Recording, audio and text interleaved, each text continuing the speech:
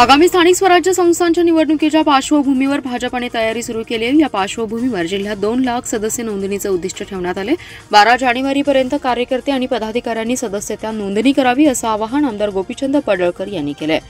खरे मंगल कार्यालयात सदस्यता नोंदणी अभियानासाठी सर्व प्रमुख कार्यकर्ते आणि पदाधिकाऱ्यांची बैठक संपन्न झाली। या बैठकीमध्ये नवनिर्वाचित आमदार सुरेश खाडे, सुधीर गाडगीळ आणि गोपीचंद पडळकर यांचा सत्कार करण्यात आलाय।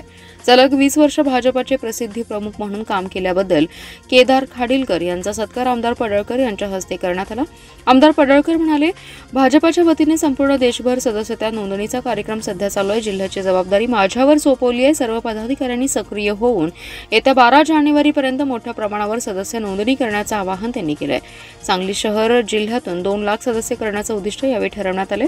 सोशल मीडिया संयोजक संकेत कुलकर्णी यांनी सदस्यता नोंदणी संदर्भात मोबाईलवरून कशा पद्धतीने सदस्य नोंदणी करायची याबद्दल माहिती दिली। आमदार सुरेश खाडे आणि आमदार सुधीर गाडगीळ यांनी कार्यकर्त्यांना मार्गदर्शन केलं।